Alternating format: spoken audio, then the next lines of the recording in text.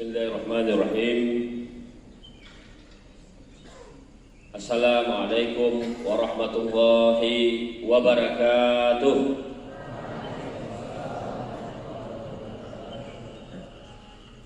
Alhamdulillahi rabbil alamin. Wassalatu wassalamu ala asyrafil anbiya'i wal mursalin Nabina Muhammad wa ala alihi wa ashabihi ajmain. Rabbi shrah li sadri wa yassir li amri wahlul 'uqdatam min lisani yafqahu qawli. Allahumma alimna bima yanfa'una wa anfa'na bima 'allamtana. Allahumma la sahla illa ma ja'altahu sahla wa anta taj'alul huzna idza syi'ta sahla. Allahumma arhamna fi hadzal masjid al-mubarak. Allahumma a'inna ala dzikrika wa syukrika wa husni ibadatik. Allahumma inna nas'aluka ilman nafi'a wa rizqan wasi'a wa shifaan min kulli da'in. Allahumma inna na'udzubika min ilmin la yanfa' wa qalbin la yakhsha' wa nafsin la tashba' wa du'ain la yusma'. Bapak-bapak, ibu-ibu, ustadz, ustazah, anak-anak kami, baik santriwan dan santriwati yang kami cintai.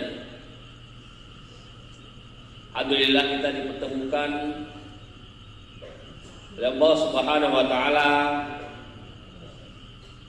pada subuh yang berkah ini di Masjid Damora, musala ya. Nggak mirip musala, lebih mirip kepada masjid, lebih hebat lagi daripada masjid-masjid yang lain. Berarti ini di atas masjid lagi, levelnya Masjid Agung. Insya Allah akan jadi Masjid Agung ke depan. Saya barangkali kalau ada dua Masjid Agung, kalau ada dua Masjid Agung, maka ini yang keduanya, insya Allah. Ya, begitu besar dan megahnya masjid ini sehingga saya tersilap menyebutkannya musalla rupanya. Masya Allah, ini luar biasa berkahnya masjid ini atau musalla ini, sehingga nyaman damai kita masuk. Ketika masuk ke sini seolah-olah kita sudah masuk Masjid Agung. Alhamdulillah. Baik, bapak-bapak dan ibu-ibu serta santriwan dan santriwati yang dirahmati Allah Subhanahu wa taala, saya bahagia sekali. Sebelum saya memulai tausiah saya ingin menyampaikan terlebih dahulu kebahagiaan saya. Karena ini saya baru pertama sekali mengunjungi Damora secara resmi. Secara resmi diundang untuk mengisi tausiah atau ceramah di Ma'had Modern Arun yang disingkat Damora. Nah, ini alhamdulillah suatu kebahagiaan tersendiri buat saya. Ini adalah sejarah kunjungan pertama secara resmi. Meskipun kunjungan saya ke sini ini adalah yang ketiga, kalau tidak salah saya hari ini adalah yang ketiga kalau tidak salah Pak Catnowi. Karena beliau yang mengundang saya juga ke Arun sebelum ini, sekitar tahun 2017, 2018, 2019, saya pernah menjadi khatib Idul Adha, nginap di Damora 3 atau 4 malam di mes, ya bukan di Damora, minta maaf, Komplek Arun, kita tepatnya di mes depan masjid, mes khusus untuk khatib dan penceramah sekitar tahun 2018. Kemudian ada kunjungan lagi, ada diundang sekali lagi khatib Jumat sekitar 2019 mungkin. Jadi ini ada kunjungan yang ketiga. Tapi bedanya kalau sana semuanya adalah bapak-bapak, ibu-ibu. Hari ini saya khusus bertemu tidak hanya bapak-bapak dan ibu-ibu atau ustaz-ustazahnya saja, tapi juga lebih ramai dan lebih nampaknya memang semuanya, hampir semuanya adalah santriwan dan santriwati Damora. Jadi ini adalah hadis bersejarah bagi saya mengunjungi ini. Alhamdulillah dapat bersilaturahim dengan santriwan dan santriwati Damora. Yang diantaranya mereka sebenarnya Pak Janrawi ada yang sudah selesai sini kan, alumni sudah beberapa generasi, sudah banyak yang melanjutkan diantaranya ke UIN Araniri. Jadi mahasiswi dan mahasiswa saya di sana. Kebetulan karena saya memang dosen UIN Araniri, jadi diantara mereka ada yang masuk fakultas syariah, ya, juga fakultas-fakultas yang lain. Nah, jadi ada ketemu dengan saya. Alhamdulillah. Jadi hari ini saya bisa berkunjung di sini sekaligus bertemu dengan sahabat-sahabat saya seperti Pak Jarnawi, sudah 3 tahun tidak ketemu, ya 2018 atau 2019, ya, dan bapak-bapak yang lainnya, ya. Di sini juga alhamdulillah sudah ketemu, silaturahim, mengambil pahala dan keberkahan dan keutamaan silaturahim juga.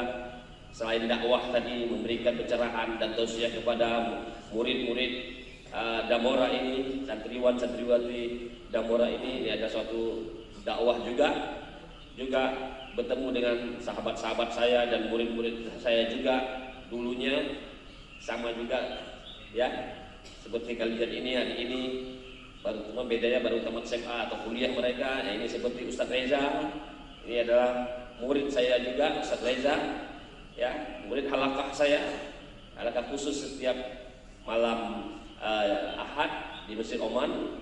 Dan Ustadz Mulyadi, murid saya juga, walaupun mereka bukan langsung, tapi mereka belajar secara tidak langsung, belajar ikut halakah dengan saya, ikut dengan ceramah saya, bimbingan saya, ya.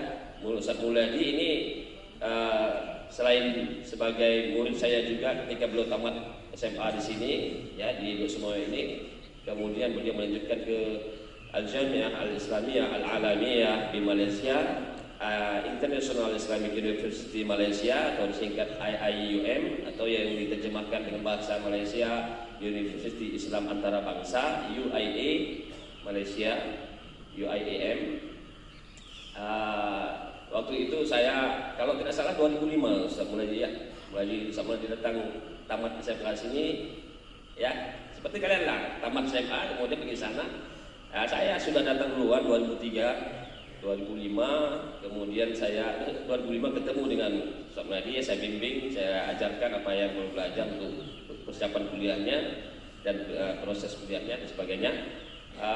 Dan juga berarti sekaligus junior saya, ya. Kalau sama belajar di satu kampus International Islamic University Malaysia, atau bahasa Arabnya adalah Al-Jami'ah Al-Islamiyah Al-Alamiyah di Malaysia. Ya, nanti kalau ingin pergi ke UIA atau IIUM, ya silakan, nanti tanya banyak sama Ustaz Mulyadi. Ya, sama nanti dengan jawaban dengan beliau, sama dengan saya juga jawabannya. Ya, kalau kemudian ada satu lagi kemudian Ustaz Zakaria. Iya, dulu masih ada sekarang. Mataku di sini. Oh ya, itu juga beliau adik-adik saya, junior saya, ya. Jadi satu sekolah alma mater, Madrasah Aliyah Program Khusus, beliau MAK, saya MAPK, ya. Saya angkatan 96, selesai MAN saya, Madrasah Aliyah Ibtidaiyah, Madrasah Aliyah Program Khusus, ya. Jadi kalau beliau MAK, Madrasah Aliyah Keagamaan, beliau letting 2000, saya 96, ya. Kemudian kalau beliau pernah di sini Ustaz, ya. Ya, jadi juga junior saya di Universitas Islam Madinah.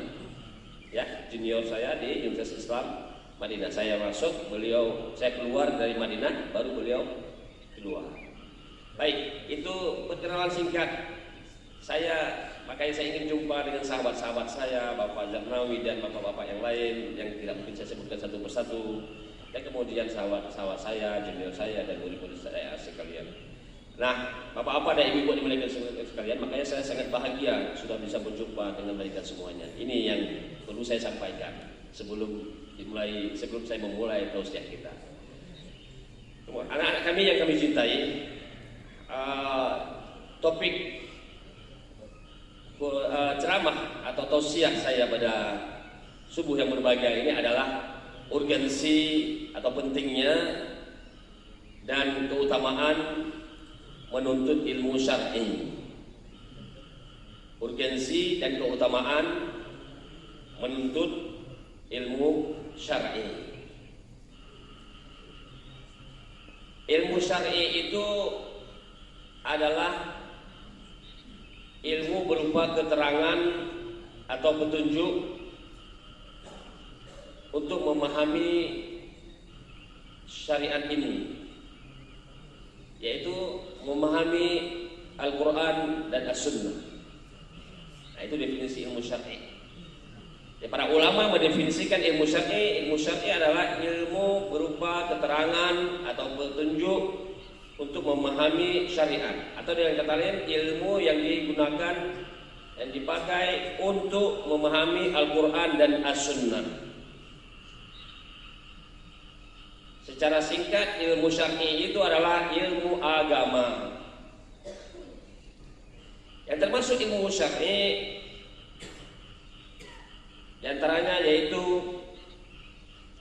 ilmu tauhid, ilmu akidah, ilmu akhlak, ilmu tajwid, ilmu fikih, ilmu usul fikih, ilmu maqasid syariah, ulumul hadis atau ilmu hadis, ulumul Quran atau ilmu Al-Quran dan sebagainya. Banyak bahasa Arab dengan berbagai disiplin ilmunya seperti nahwu, saraf, balaghah, arud dan sebagainya, dan berbagai disiplin dan ilmu syar'i lainnya. Jadi itulah ilmu syar'i. Itulah ilmu-ilmu yang dipuji, disanjung pemiliknya oleh Allah Subhanahu wa taala dan Rasulnya sallallahu alaihi wasallam. Di dalam Al-Qur'an Allah Subhanahu wa taala memuji orang-orang, menyanjung dan memuji orang-orang yang memiliki ilmu syar'i, orang-orang yang berilmu. Baik itu sekarang ini disebut dengan sebutan ustadz dia, maupun disebut ulama dia dan sebagainya. Maka orang-orang yang berilmu ini disanjung dan dipuji dalam Al-Quran dan dalam hadis Rasulullah SAW. Di antara ayat-ayat Al-Quran yang memuji dan menyanjung orang-orang yang berilmu itu dengan menyediakan berbagai keutamaan bagi mereka adalah firman Allah Subhanahu wa taala, wa qur rabbi zidni ilma. Katakanlah, hai Muhammad, tambahkan kepadaku ilmu. Nah, ini ayat 114 surat Taha menegaskan atau menunjukkan bahwasanya ilmu itu sangat bermanfaat, ilmu itu sangat memiliki keutamaan. Sampai kenapa mempunyai keutamaan di dalam ayat ini? Karena Allah Subhanahu wa taala memerintahkan kepada Nabi, waqul, katakanlah Muhammad, ini fi'il amar, ini perintah kepada Nabi. Katakan Muhammad, minta doa. Jadi Nabi diperintahkan untuk mencari ilmu, untuk meminta kepada Allah, memohon kepada Allah agar dipermudahkan ilmu, mendapatkan ilmu. Rabbi zidni ilma. Wahai Rabbku, tambahkan kepadaku ilmu. Ya, ini menunjukkan bahwa keutamaan menuntut ilmu atau belajar ilmu syar'i, ilmu agama. Kemudian juga firman Allah Subhanahu wa taala, dalam ayat ini Allah tidak ada meminta tambah yang lain. Allah Subhanahu wa taala memerintahkan Rasulnya Muhammad sallallahu alaihi wasallam untuk meminta menambah ilmu, bukan meminta menambah harta. Tidak ada perintah untuk meminta wa qur rabbi zidni malan aw amwalan. Tidak ada dalam Quran seperti itu. Tapi ilman, rabbi zidni ilman, bukan malan, bukan pula wala zaujatan thaniyatan. Enggak ada. Enggak ada. Wahai Tuanku, tambahkan istri kedua aku. Enggak ada disuruh. Ini menunjukkan pentingnya ilmu. Jadi enggak ada disuruh tambah harta. Ya Allah, tambahkan lagi harta. Enggak ada disuruh itu. Enggak ada disuruh tambahkan istri yang kedua. Enggak ada. Enggak cukup istri yang pertama. Enggak ada. Nah, ini menunjukkan pentingnya ilmu. Enggak ada disuruh tambahkan kepada kau pangkat. Enggak ada. Rabbi zidni mansaban, pangkat, posisi, jabatan. Enggak ada. Itu menunjukkan bahwa posisi ilmu itu melebihi segalanya. Karena ilmu itu adalah petunjuk. Karena ilmu itu adalah petunjuk agar kita bisa memahami Al-Quran dan As-Sunnah. Nah, ini berarti Allah SWT memuji orang-orang yang berilmu. Juga dalam ayat yang lain, qul hal yastawil ladzina ya'lamuna wal ladzina la ya'lamun. Ya, dalam surah Az-Zumar ayat 9. Katakan hal yastawil ladzina ya'lamuna wal ladzina la ya'lamun. Katakan Muhammad, apakah sama antara orang yang berilmu dengan orang yang tidak berilmu? Ini menunjukkan bahwasanya penting sekali ilmu, keutamaan ilmu. Sampai-sampai Allah Subhanahu wa taala menegaskan dengan sighah yang dimulai dengan sighah istifham ingkari. Istifham ingkari dengan bentuk pertanyaan tapi menafikan. Qul hal yastawi, hal istifham, adatul istifham, pertanyaan. Hal yastawi alladzina ya'lamuna wal ladzina la ya'lamun. Katakan Muhammad, apakah sama orang yang mengetahui, yaitu orang yang berilmu, dengan orang yang tidak mengetahui, yaitu orang yang tidak berilmu? Tentu tidak perlu jawaban lagi. Sudah tahu, semuanya kita sudah tahu. Manusia semua sudah tahu. Tak perlu dijawab lagi. Makanya itu namanya istifham ingkari. Bertanya tapi mengingkari. Enggak akan sama. Tidak. Mengingkari. Tidak akan sama. Pertanyaan sekaligus mengingkari bahwa itu tidak sama.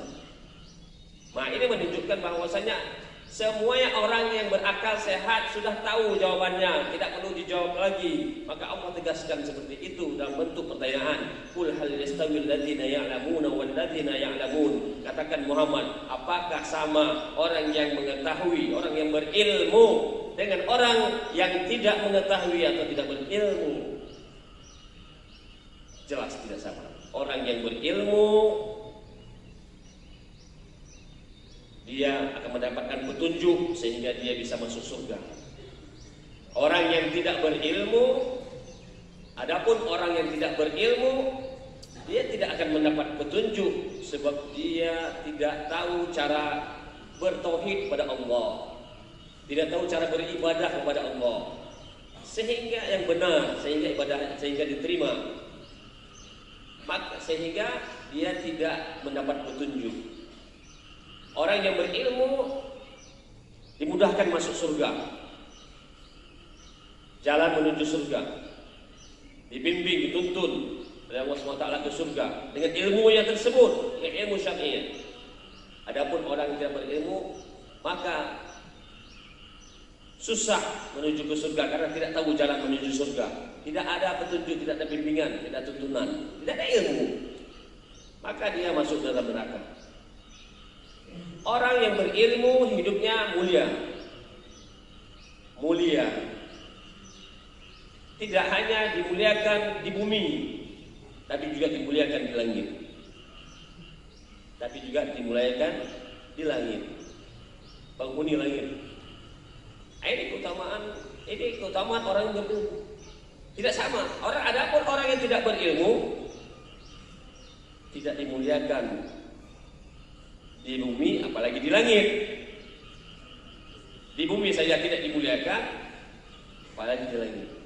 Di bumi hidupnya orang-orang yang bodoh, orang jahil, itulah orang tidak berilmu, hina, diejek-ejek. Jadi tidak dimuliakan. Bangai kagak. Ilmu bangai kagak. Sikit-sikit kena. Bangai kagak. Bahasa Indonesia bodoh kali ki. Kamu bodoh kali. Jadi selalu nggak ada dipuji orang yang tidak berilmu nggak dipuji. Nggak ada dipuji. Hebat kali kamu ya, nak ya. Nggak ada. Tapi yang hebat itu orang yang berilmu. Hebat kali, masya Allah. Tengok contoh dia. Contoh. Anak ya. Contoh kawan kamu itu. Dia pinter. Ranking 1, ranking 2, ranking 3 dapat ranking. Kamu ranking berapa terakhir? Selalu kena dimarahin. Sama orang tua saja dimarahin, apalagi sama orang lain. Sama orang tua sendiri dimarahin, apalagi sama orang lain, sama ustaz sana. Jadi ini bedanya orang yang berilmu dengan orang yang tidak berilmu. Jadi kalau orang berilmu disenjung, dipuji, bahkan kalau misalnya di sekolah-sekolah itu dikasih hadiah, apa ya? Ranking 1 hadiahnya sekian tebal, ranking 2 sekian tebal. Saya nggak tahu tebalnya apa, tebal amplop, apa tebal kemudian buku. Ya pakai tebal-tebal aja lah hadiahnya.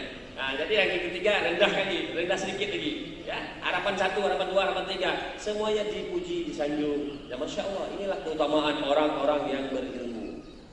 Maka begitu juga nanti di akhirat. Ya, orang-orang yang berilmu akan diberikan disanjung oleh Allah Subhanahu wa taala di hadapan para malaikat. Kaum muslimin yang dimuliakan Allah Subhanahu wa taala.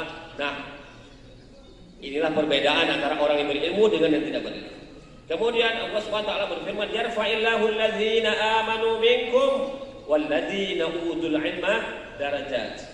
Al-Mujadalah ayat 11.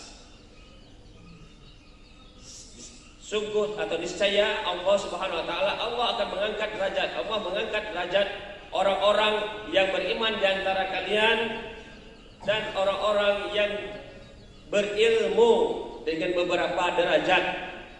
Al-Mujadalah ayat 11. Ditinggikan derajatnya, diangkat oleh Allah Subhanahu wa taala. Maksudnya apa? Maksudnya dimuliakan. Nah, ini dalilnya dimuliakan oleh Allah Subhanahu wa taala orang yang berilmu. Ini dalilnya. Surat Al-Mujadalah ayat 11. Kemudian Allah Subhanahu wa taala berfirman, "Innama yakhsyallaha min ibadihil ulama." Surat Fatir ayat 28. Hanya saja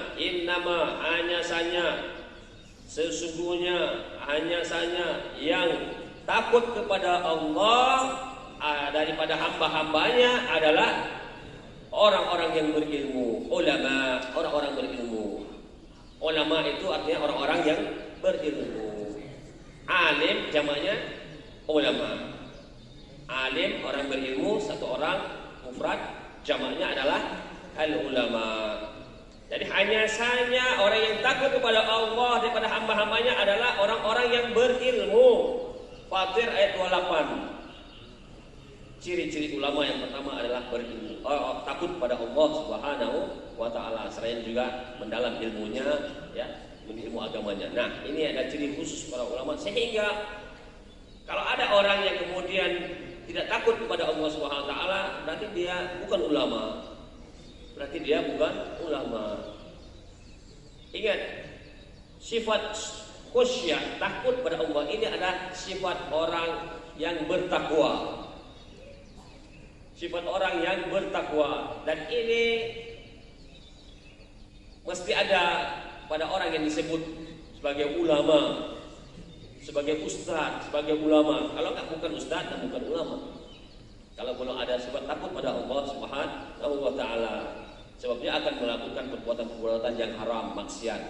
Kalau takut pada Allah dia tinggalkan, nggak mau dia jauhi karena takut pada Allah Subhanahu wa taala. Dia mau melakukan perbuatan yang haram, maksiat. Tapi takut pada Allah. Kalau tidak takut, dia lakukan terus.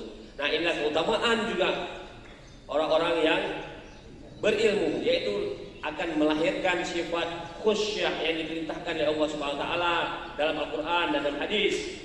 Kita diperintahkan untuk ada sifat khusyuk, takut kepada Allah Subhanahu wa taala, karena ini adalah modal utama untuk menjadi seorang yang bertakwa, menjadi orang yang muttaqin, ya, yang kita semuanya menginginkannya dan mencita-citakan.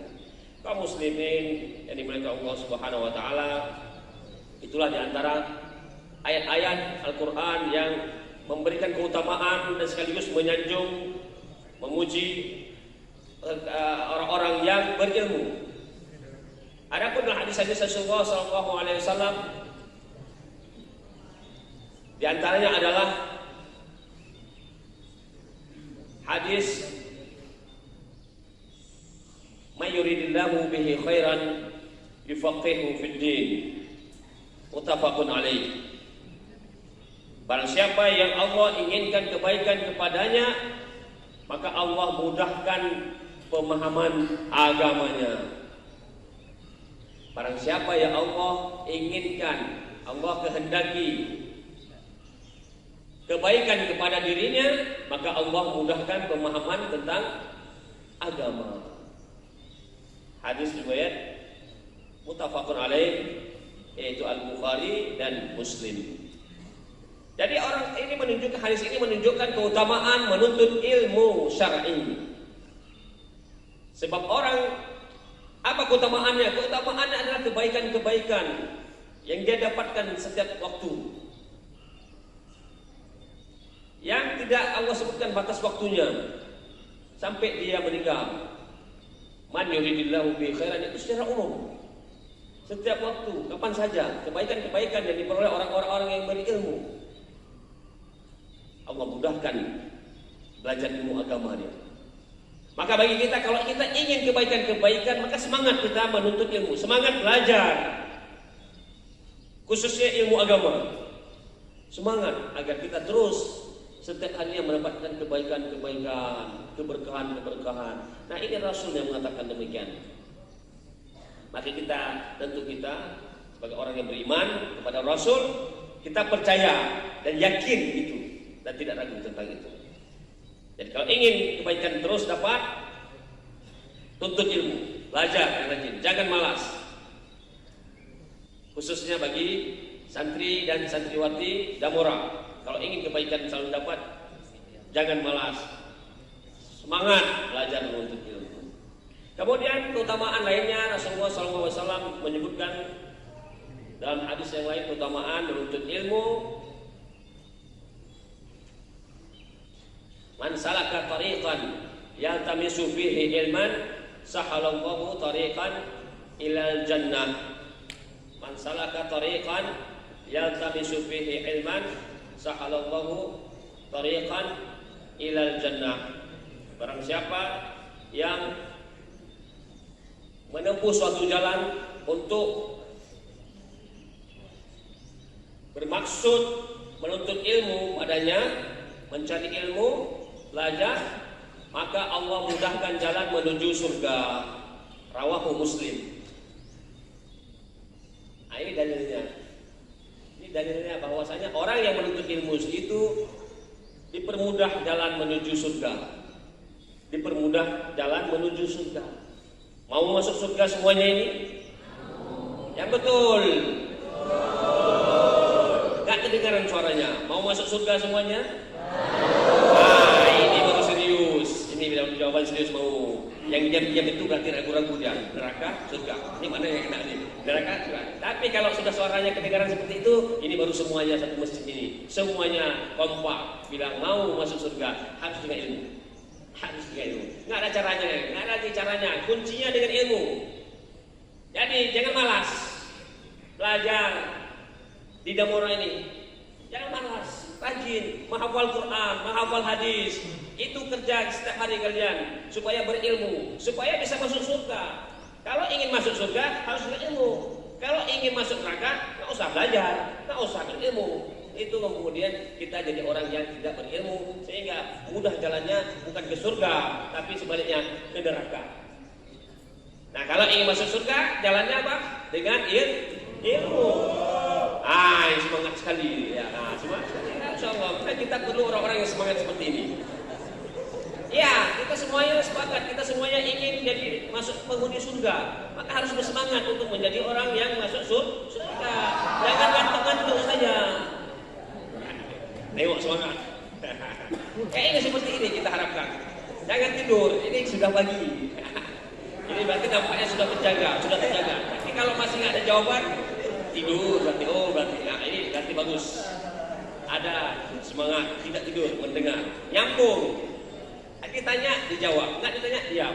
Itu betul. Jadi kemudian oleh karena itu maka semangat kita menuntut ilmu agar kita cepat masuk, agar kita mudah dimasukkan ke dalam surga. Kenapa menuntut ilmu itu jalan menuju surga? Karena dengan ilmu itulah kita tahu bertauhid, mentauhidkan Allah Subhanahu wa taala yang benar. Sehingga kita tidak melakukan perbuatan yang dilarang, yang diharamkan, yang dapat membatalkan tauhid seperti syirik. Kita tidak melakukannya. Dan kenapa kemudian kita dengan perbuatan-perbuatan yang dapat menghalangi ataupun membatalkan tauhid yang diharamkan, melakukan syirik, khurafat, tahayul dan bid'ah dan sebagainya. Kemudian maka kita tinggalkan, tidak kita lakukan. Kemudian dengan ilmu maka kita akan mengetahui bagaimana cara beribadah yang benar, yaitu sesuai dengan petunjuk Rasulullah SAW sehingga ibadahnya diterima, akan masuk surga. Dan sebagainya. Nanti saya akan menjelaskan tentang urgensi pentingnya ilmu. Baik, kemudian terutama ilmu lainnya adalah Rasulullah SAW bersabda, "Idza mata ibnu Adamu inqata'a amaluhu illa min thalathin."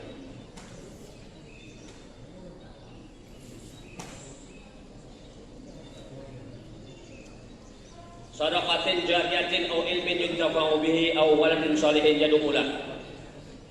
Rawahu Muslim. Idza mata ibnu Adam, jika seorang anak Adam itu atau manusia itu meninggal, inqata'a amaluhu, maka amalannya itu terputus. Tidak bisa salat, tidak bisa puasa lagi, tidak bisa bersedekah lagi, tidak bisa belajar lagi. Udah mati dia. Udah masuk kuburan. Bukan masuk mahat, dabora lagi, nggak bisa balik lagi ke mahat dabora. Ingin belajar, nggak ada. Udah penghuni kuburan, mana ada lagi balik lagi ke dabora? Dulu ya. Nyesal aja di kuburannya, udah nyesal. Kenapa saya nggak belajar dulu rajin di dabora? Kenapa saya nggak ada qiyamul lail? Kenapa saya tidak baca Quran? Kenapa tidak hafal waktu saya di dabora? Tiba-tiba habis di dabora ketabrak dia. Banyak yang meninggal, yang mati dalam keadaan siswa. Banyak yang mati kepada mahasiswa. Jadi jangan pikir nanti matinya masih lama, umur 60 tahun, 70 tahun. Tengok, ya, orang lain masih ada apa-apanya, 70 tahun baru meninggal. Jangan seperti itu. Ada yang meninggal dalam keadaan siswa. Ada yang keadaan mahasiswa. Umurnya masih muda sudah meninggal. Jadi umur itu tidak tentu. Itu adalah rahasia Allah Subhanahu wa taala, umur ajal itu. Maka oleh karena itu jangan remehkan, jangan tunda-tunda waktu kebaikan itu, waktu belajar itu. Lakukan sekarang. Amalan-amalan lakukan sekarang. Maka Rasulullah mengatakan idza mata ibnu Adam, jika seorang anak Adam atau manusia meninggal dunia, inqata'a amalu, terputuslah amalannya. Tidak bisa lagi sholat, puasa, bisa belajar lagi dan sebagainya, tidak bisa melakukan infak, sedekah dan sebagainya, dan ia amal sholat lagi, sudah terputus. Illa min salasin, kecuali ada 3 perkara yang tidak terputus, yang terus bisa mengalir pahalanya meskipun dia tidak melakukannya lagi. Tapi mengalir pahalanya seperti ditransfer rekening, ya kalau rekening pahala, transfer pahala ke tabungan akhiratnya. Seperti kita kalau ada buku rekening bank, BSI misalnya atau Bank Aceh, transfer uang setiap bulan. Senang nggak kalau ditransfer uang setiap bulan? Ada orang kasih uang, saya kasih uang sama Ananda ini, saya transfer setiap bulan 1 juta. Setiap bulan 1 juta, ya nggak ada kerja-kerja, duduk-duduk aja, duduk-duduk aja di Damora ataupun duduk di rumah, saya transfer 1 juta, senang nggak? Nah, gitu. Bagaimana lagi kalau pahala? Itu baru 1 juta. Bagaimana lagi dengan pahala? Lebih lagi, kalau pahala melebihi 1 juta, tidak terhingga. Kita lebih memilih pahala daripada memilih uang sekalipun, tentu lebih utama pahala. Maka oleh karena itu, kalau ingin ditransfer terus pahalanya oleh Allah Subhanahu wa taala ke dalam rekening tabungan akhiratnya, dalam tabungan akhiratnya, saya nggak tahu sana ada BSI, ada BAC, nggak tahu, nggak ada. Ya, pokoknya berbeda. Tabungan akhiratnya nggak sama dengan sekarang ini kita, BSI ataupun Bank Aceh dan sebagainya. Maka 3 perkara ini lakukan. 1, sedekah jariah. 2, ilmu yang dimanfaatkan. Bagaimana ilmu dimanfaatkan? Belajar dulu, baru memanfaatkannya. Belajar dulu, baru mengajarkannya. Belajar dulu, baru jadi pendakwah, dai. Belajar dulu, baru kemudian menjadi khatib, penceramah dan sebagainya. Belajar dulu, baru jadi ustadz dan jadi ulama dan jadi dosen, jadi guru. Maka harus belajar. Inilah saatnya kalian yang masih muda ini. Waktu ini adalah waktu kalian manfaatkan untuk belajar. Sehingga inilah yang dinamakan dengan ilmu yang bermanfaat. Ilmun yuntafa'u bihi. Jadi ini yang kedua. Amalan mengalir terus pahalanya, yaitu ilmu yang bermanfaat. Setelah dibelajar, dia manfaatkan ilmu itu untuk kepentingan umat. Dia ajarkan kepada orang lain dan sebagainya, bermanfaat ilmunya itu kepada orang lain, keluarganya, dan kepada orang lain, khususnya kepada diri sendiri dan keluarganya dan juga orang lain. Maka itu namanya ilmu yang bermanfaat, mengalir terus pahalanya. Ditransfer terus pahalanya, walaupun dia duduk di kuburan. Duduk di kuburan sendiri sana, tapi transfer, nggak bisa buat apa-apa lagi, nggak bisa dakwah lagi, nggak usah lagi kemudian mengajar, kasih terus ilmu transfer. Nah, ini amalan yang kedua, yaitu ilmu yang dimanfaatkan. Maka jangan malas, belajar supaya dapat amalan ini. Keutamaan orang yang berilmu, ilmu yang dimanfaatkan. Yang ketiga, awalan sholihin yad'ulah, yaitu anak soleh yang mendoakan orang tuanya, mendoakannya. Siapa mendoakan orang tuanya? Maka terus ditransfer ilmunya, karena anak soleh ini mendoakan, anak solehah mendoakan orang tuanya, terus ditransfer ilmunya. Nah, ini keutamaan menuntut ilmu syar'i. Kemudian kaum muslimin yang dimuliakan Allah Subhanahu wa taala, banyak lagi kalau kita ingin menjelaskan tentang keutamaan menuntut ilmu syar'i.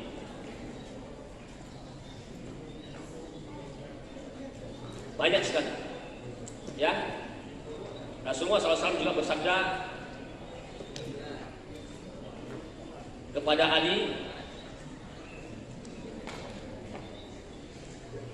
Wallahi li ayyahdiyaka rajulan wahidan khairu min umurin ni'am. Hai Ali, wallahi, kata Rasulullah, demi Allah, li ayyahdika rajulan wahidan khairun min humurin ni'am.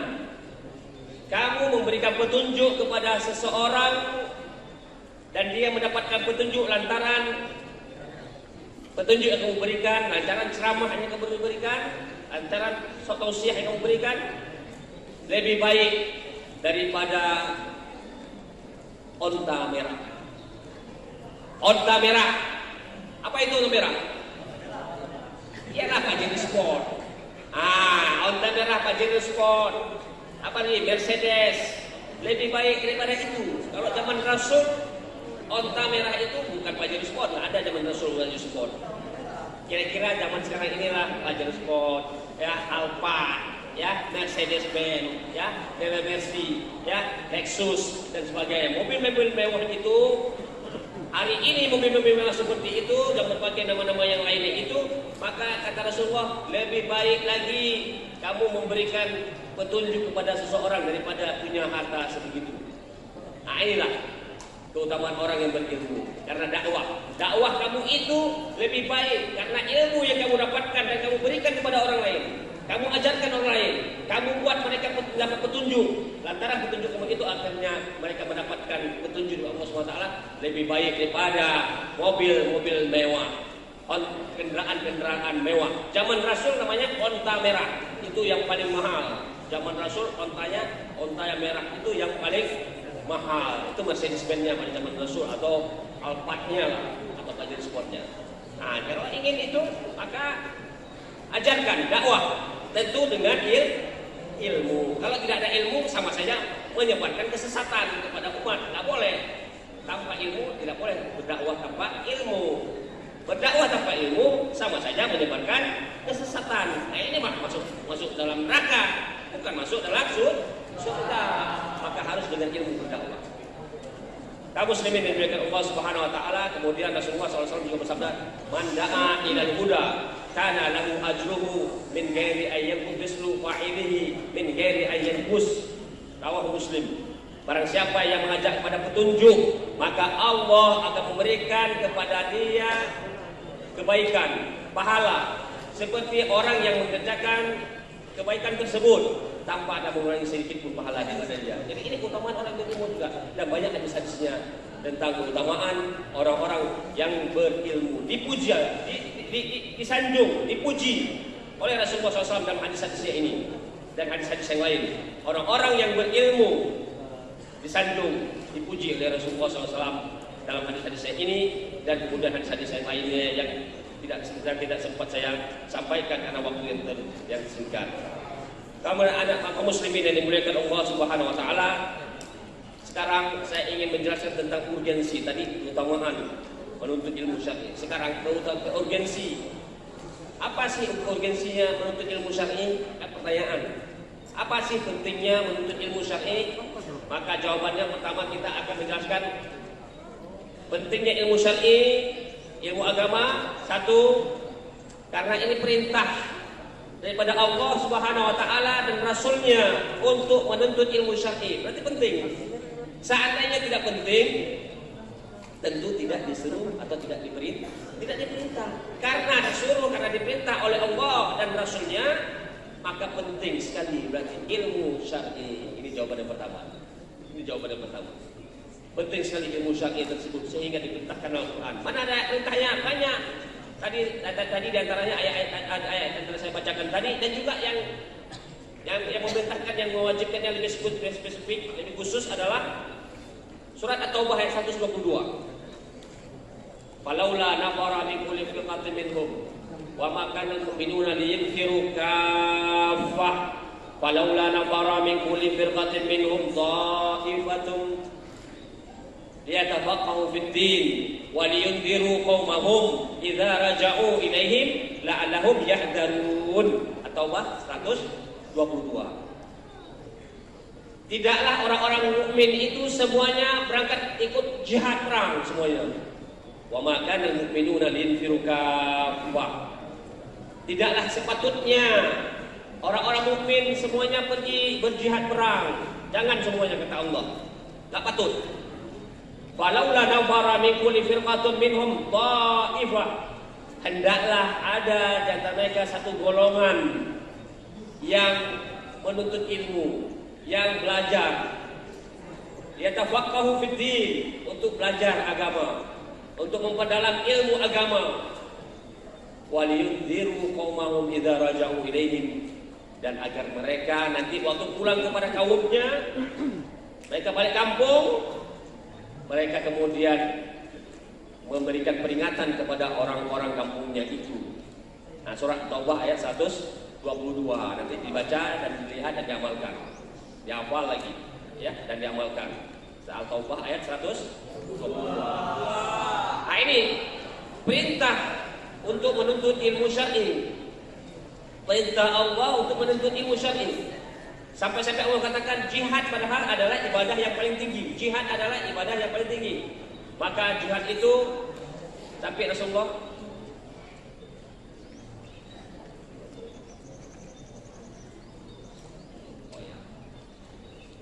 baik.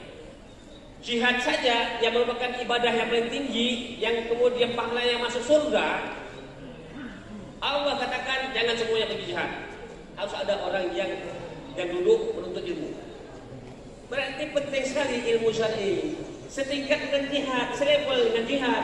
Nah, inilah keutamaan, ini perintah sekaligus keutamaan menuntut ilmu syar'i. Selevel dengan jihad. Sampai Allah katakan, enggak apa-apa, enggak pergi jihad 1-2 orang, enggak apa-apa. Yang penting menuntut ilmu dulu. Kalau semuanya pergi sana, maka nggak ada penuntut ilmu, maka ini lebih bahaya bencana bagi kaum muslimin, kebodohan menimpa umat, maka lebih berbahaya lagi dari bahaya, banyak muncul bahaya-bahaya maksiat dan kemungkaran karena tidak ada ilmu.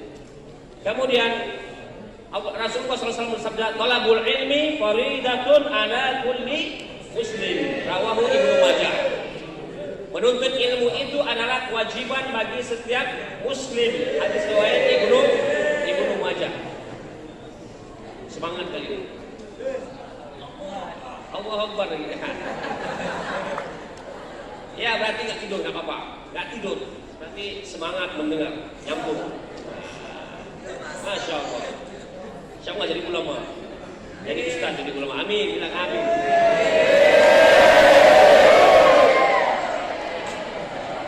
Baik, maka Rasulullah katakan wajib menuntut ilmu, maka itu penting, berarti ini penting. Talabul ilmi faridatun ala kulli muslim, menuntut ilmu itu adalah kewajiban bagi setiap muslim. Hadis riwayat Ibnu Majah. Berarti penting ini. Yang kedua, pentingnya ilmu, menuntut ilmu. Dengan ilmu syar'i, maka kita akan mendapatkan petunjuk sehingga kita masuk surga. Sebaliknya kalau tidak ada ilmu syar'i, kita tidak akan bisa masuk surga. Yang ketiga, dengan ilmu syar'i kita akan bisa membedakan mana petunjuk dan mana kesesatan, mana yang halal dan mana yang haram, mana yang baik dan mana yang buruk, sehingga kita lakukan yang petunjuk itu kita ikuti, yang baik itu kita ikuti, kita amalkan, yang kemudian dan diperintahkan itu kita lakukan. Adapun sebaliknya, kalau yang diharam, yang dilarang itu kita tinggalkan, kesesatan itu kita jauhi, kita tinggalkan. Ini jadi pentingnya ilmu syar'i sehingga bisa membedakan mana yang baik dan mana yang buruk, mana yang halal dan mana yang haram, dan mana yang petunjuk dan mana yang sesat. Kita sudah tahu, berarti kita amalkan yang baik dan petunjuk. Kemudian dengan menuntut ilmu syar'i itu secara umum. Adapun secara khusus, ilmu yang wajib sekali dipelajari yang fardu ain. Ulama membagikan ilmu itu ada dua bagian. Pertama wajib ain, yang kedua wajib kifayah. Fardu ain dan fardu kifayah. Yang termasuk ilmu fardu kifayah, fardu ain, ilmu tauhid, ilmu akidah, ilmu akhlak, ilmu tajwid, dan ilmu fikih sehari-hari, fikih ibadah sehari-hari. 5 ilmu ini wajib dipelajari oleh setiap muslim. Kalau tidak berdosa. Wajib ain. Apa aja ilmunya tadi? Yang 5 fardu ain. 1 akidah, 2 tauhid, 3 akhlak, 4 tajwid, 5 fikih ibadah sehari-hari. Ini wajib ain, berdosa kalau tidak belajar. Setiap orang muslim, baik dia dewasa ataupun tidak dewasa, maupun dia pejabat, maupun pendidikan, maupun siapapun, mau tentara, mau guru, mau dosen, mau ulama, siapa yang tidak belajar ilmu ini berdosa. Ini sama seperti hukum wajibin sholat, puasa, dan kewajiban lainnya. Yang selebih itu ilmu syar'i itu adalah hukumnya fardu kifayah. Ilmu mustalah hadis atau ilmu hadis, ilmu Quran, maqasid syariah, usul fikih, kemudian dan sebagainya termasuk bahasa Arab adalah fardu kifayah. Artinya kalau sebahagian umat Islam yang melakukannya menuntut ilmu tersebut, maka yang lain terbebas daripada dosa atau gugur kewajiban untuk menuntut ilmu tersebut, tidak berdosa. Namun menjadi fardu ain kalau tidak ada satu orang pun yang melakukannya. Jadi ilmu-ilmu syar'i lain. Baik, jadi keutamaan yang pertama tadi akidah. Dengan mengetahui ilmu akidah, maka kita akan tahu akidah yang benar, yaitu akidah yang bersumber daripada Al-Quran dan As-Sunnah, yang disebut atau dikenal dengan nama akidah Ahlussunnah wal Jamaah. Jadi kita ikuti akidah itu yang benar, akidah Ahlussunnah wal Jamaah. Dengan kita belajar ilmu akidah, maka kita akan paham akidah Ahlussunnah wal Jamaah yang wajib kita ikuti, yang bersumber daripada Al-Quran dan Sunnah tentunya. Kemudian kita akan mengetahui juga akidah yang batil, yang sesat, yaitu selain daripada Al-Quran, akidah Ahlussunnah wal Jamaah, yaitu akidah Khawarij, Mu'tazilah, Jabariyah, Qadariyah, Wahdatul Wujud, Jahmiyah, Wahdatul Wujud atau Al-Hulul ataupun Al-Ittihad. Kalau sekarang ini ada pluralisme, ada liberalisme, ada kemudian sekulerisme, ada genderisme, feminisme dan sebagainya, Ahmadiyah dan sebagainya. Itu semuanya bertentangan dengan Al-Quran dan Sunnah, bertentangan dengan akidah Ahlussunnah wal Jamaah, bertentangan semuanya. Nah ini jangan diikuti, hati-hati, waspada, jangan ikuti aliran-aliran sesat seperti ini. Bagaimana tahu? Bagaimana jangan tahu? Karena sudah belajar ilmu akidah. Kemudian dengan ilmu fikih ibadah sehari-hari seperti taharah, bagaimana bertaharah, bagaimana tentang fikihnya taharah, fikihnya puasa, fikihnya kemudian salat 5 waktu, dan salat sunat dan sebagainya. Maka ibadah sehari-hari ini kita mengetahui hukum-hukum yang berkenaan dengan ibadah sehari-hari ini, sehingga ibadah kita ini diterima oleh Allah Subhanahu wa taala. Kalau kita tidak tahu hukum-hukumnya, tidak tahu mana rukunnya, mana syaratnya, tidak tahu hal-hal yang membatalkan ibadah kita, tentu ibadah kita tidak akan diterima. Apalagi ibadah itu dilakukan tidak sesuai dengan petunjuk Nabi, tidak sesuai dengan sunnah Nabi. Dia melakukan perbuatan-perbuatan bid'ah. Yang perbuatan-perbuatan bid'ah itu haram dan dilarang oleh Rasulullah SAW dan merupakan kesesatan seperti yang disebutkan dalam hadis Rasulullah SAW. Maka tentu ibadahnya tidak akan diterima. Berdasarkan sabda Rasulullah SAW, man ahdatha fi amrina hadza ma laysa minhu fa huwa raddun, muttafaqun alaih. Barang siapa yang ada-adakan urusan baru dalam agama kami ini, kata Rasulullah, yang bukan berasal daripada petunjuk agama, maka amalan itu ditolak. Tidak diterima oleh Allah Subhanahu wa taala. Ibadahnya tidak diterima. Hadis riwayat Bukhari dan Muslim. Dalam riwayat Imam Muslim yang lain, man amila amalan laisa alaihi amruna wa huwa raddun. Barang siapa yang mengerjakan suatu amalan yang bukan berasal daripada petunjuk kami, tidak berasal daripada sunnah Nabi, maka amalannya ditolak. Tidak diterima. Nah ini bahaya perbuatan bid'ah. Tidak diterima. Maka dengan mengetahui fikih ibadah, dengan kita belajar fikih ibadah, maka kita akan tahu mana yang diperintahkan Nabi, mana yang tidak, mana kemudian yang dianjurkan oleh Nabi, mana yang dilakukan oleh Nabi, mana yang tidak, yang dianjurkan, yang diperintahkan, dan dilakukan Rasulullah kita ikuti, wajib ikuti agar ibadah kita diterima dan selamat dunia akhirat. Kalau tidak disuruh, tidak diperintahkan, kita tinggalkan, karena itu adalah juga sunnah Nabi. Berarti Nabi tidak lakukan. Kita ikut Nabi, semua perbuatan Nabi adalah dan semua perbuatan Nabi, perkataan Nabi dan ikrar Rasulullah itu adalah sunnah. Maka kita akan mendapatkan pahala dengan mengikuti Rasulullah SAW dan kita akan selamat dunia dan akhirat, dan juga ibadah kita akan diterima oleh Allah Subhanahu wa taala berdasarkan hadis tersebut dan hadis-hadis yang lain. Kaum muslimin yang dimuliakan Allah Subhanahu wa taala, sedikit lagi, 2 menit lagi. Tidak 10 menit, 2 menit saja. 2 lagi. Kemudian dengan mempelajari ilmu tadi tauhid sudah. Pentingnya belajar ilmu tauhid sudah. Pentingnya ilmu belajar ilmu akidah sudah. Pentingnya ilmu fikih ibadah sudah. Berarti 2 lagi. Ilmu tajwid. Untuk apa penting belajar ilmu tajwid? Agar kita pandai membaca Al-Quran sesuai dengan perintah Allah dan Rasulnya. Agar bacaan Al-Quran kita itu benar sehingga dapat pahala. Maka penting belajar ilmu tajwid agar benar bacaan Al-Qurannya sehingga dapat pahala. Kalau salah dalam belajar membaca Al-Quran, salah kita baca, salah makna, berdosa. Salah makna berdosa. Maka harus wajib belajar dengan ilmu tajwid, wajib ilmu. Maka itu wajib ilmu hukumnya. Berdosa kalau kita tidak belajar ilmu tajwid, karena itu syarat untuk membaca Al-Quran yang benar sehingga dia mendapat pahala dan sehingga kita terlepas dari dosa. Kalau salah maka berdosa. Maka kemudian yang terakhir ilmu yang kelima akhlak.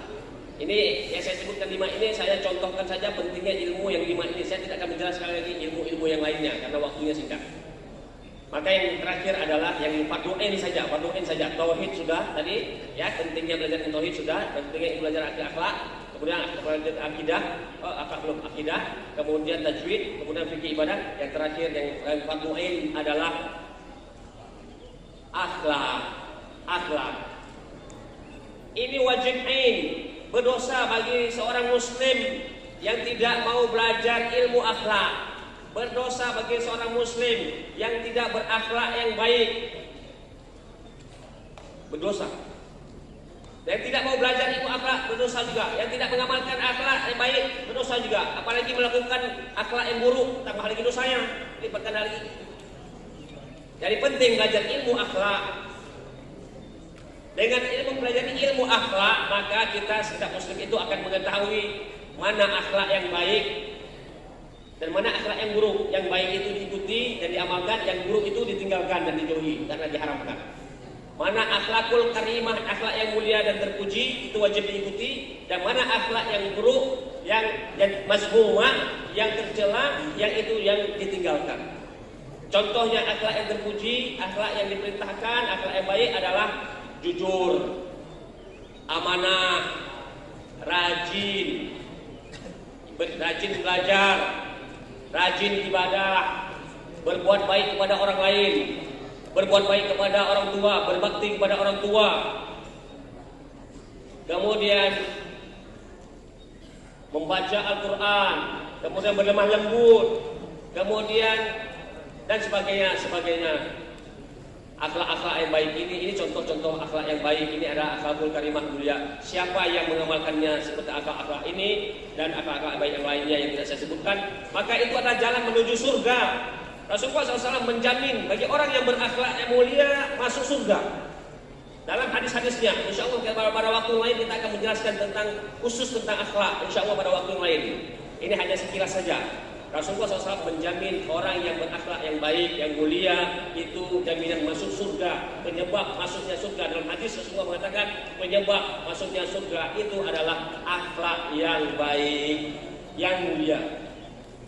Dan juga sehingga itu yang kita lakukan, maka penting belajar ilmu akhlak, sehingga itu yang kita lakukan agar kita masuk surga. Demikian juga kita akan mengetahui hal-hal yang dapat memasukkan dalam neraka. Rasulullah mengatakan sebaliknya, akhlak yang buruk, akhlak yang tercela itu adalah penyebab masuk dalam neraka. Dalam hadis-hadis Rasulullah SAW menyebutkan demikian. Dan insya Allah ini pembahasan ini akan kita bahas pada waktu yang lain. Ada pertemuan yang lain insya Allah kalau kita izinkan Allah SWT untuk bertemu kembali. Ya, oleh karena itu maka penting sekali belajar. Dan ini adalah menyebabkan akhlak yang buruk ini menyebabkan masuk neraka. Maka kita tidak melakukannya, kita tinggalkan. Apa contohnya? Apa contoh akhlak buruk? Apa contohnya kemudian akhlak yang tidak baik? Apa yang tercela? Berdusta, menghina, apalagi membenci saudaranya, berkelahi, kemudian mencaci maki orang lain, memfitnah, ghibah, kemudian apalagi dan seterusnya. Terlalu banyak kalau disebutkan banyak. Mendurhakai orang tua, membantah guru, membantah ustadznya dan ustazahnya. Kemudian tidak menghormati orang tua, tidak taat kepada guru, tidak taat kepada orang tua, dan sebagainya, banyak sekali. Meninggalkan salat, meninggalkan puasa, meninggalkan baca Al-Quran, meninggalkan zikir. Itu semua akhlak-akhlak buruk dan meninggalkan kewajiban-kewajiban yang lainnya. Itu semuanya akhlak-akhlak buruk dan itu penyebab masuk dalam neraka. Mau masuk neraka?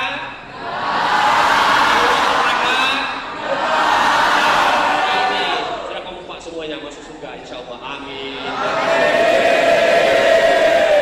Kalau begitu sudah kita padai saja karena kita insyaallah mudah-mudahan Allah mengabulkan permintaan kita semua yang ada di masjid ini masuk dalam surga, amin ya rabbal alamin.